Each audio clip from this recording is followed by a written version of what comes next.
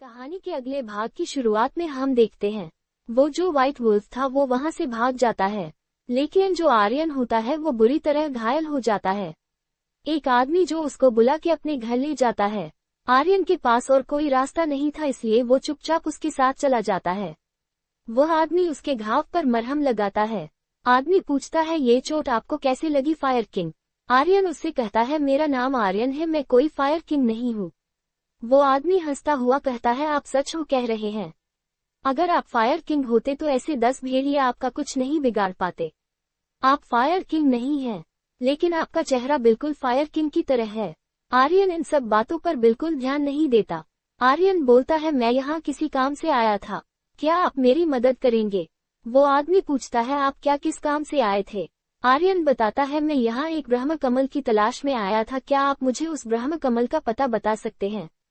वो आदमी कुछ सोचता है, उसके बाद वो बताता है, हाँ मुझे पता है वो ब्रह्म कमल कहाँ मिलेगा, लेकिन उसको पहचानना थोड़ा मुश्किल है, क्योंकि उस जगह हजारों फूल होंगे जो कि बिल्कुल ब्रह्मकमल की तरह दिखते हैं, पर वह ब्रह्मकमल नहीं होंगे।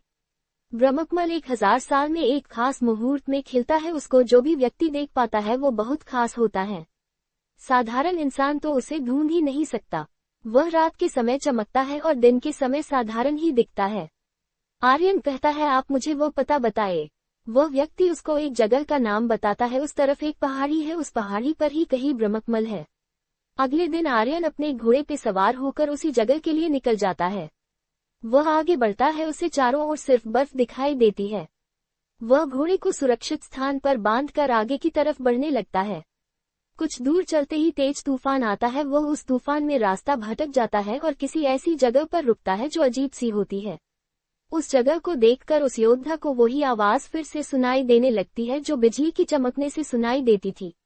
वह कुछ देर के लिए अचेत हो जाता है और जमीन पर बैठ जाता है, लेकिन फिर से वह उठ खड़ा होता है। उस जगह को वो गौर से देखता है, उसको लगने लगता है शायद वो ये पहले भी आया है। उस जगह से आगे बढ़ने पर उसे एक खाई दिखती है। उस खाई को देखकर वह डर जाता है, उसको ऐसा लगता है जैसे कोई उसे धक्का दे रहा हो। वह अपना होश संभालता है। हवा बहुत ही तेज थी। इतनी तेज हवा में वह खुद को संभाल नहीं पाता, लड़खड़ाकर वह एक ढलान वाली जगह से गिरता है और एक पत्थर से जा टकराता है। वह पत्थर बहुत बड़ा था और थोड़ा अजीब था। जब उस पत्थर को वह देखता है तो पाता है उसके अंदर एक इंसान कैद था। वह उसको निकलने की कोशिश करता है, जैसे ही वह पत्थर छूता है उसे तेज झटका लगता है।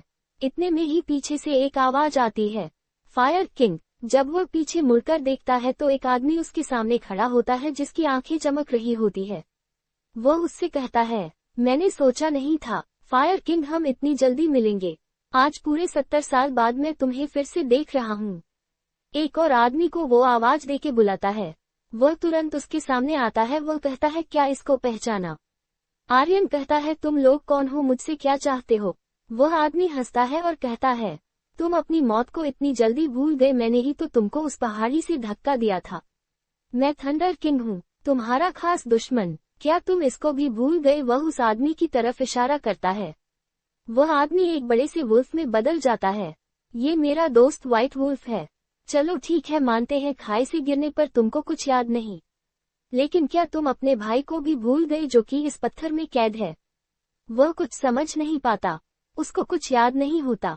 आर्यन कहता है, मैं किसी को भी नहीं जानता, मुझे सिर्फ अपना काम पूरा करना है और ये से जाना है। थंडर किंग कहता है, कहाँ जाना है, कौन सा काम पूरा करना है? आर्यन उसे सब बता देता है। थंडर किंग समझ चुका होता है, या तो इसकी याददाश्त जा चुकी है या इसका ये पुनर्जन्म है। आर्यन कहता है, मुझे इस वक्त ये से जाना है। वह जैसे ही जाने लगता है वह व्हाइट वुल्फ उस पे हमला कर देता है। आर्यन अपनी तलवार निकलकर उससे लड़ने लगता है। उन दोनों में बहुत अच्छी खासी फाइट होती है। आर्यन तलवारबाजी कुशल योद्धा होता है। वह व्हाइट वुल्फ को बुरी तरह हर देता है।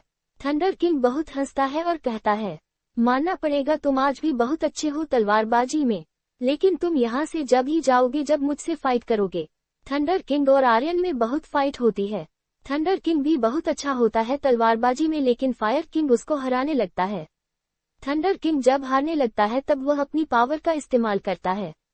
जैसे ही बिजली चमकती है तभी फायर किंग के सर में दर्द होने लगता है। वह अपना सर पकड़कर जमीन पे बैठ जाता है और थंडर किंग उसे बंदी बना लेता है।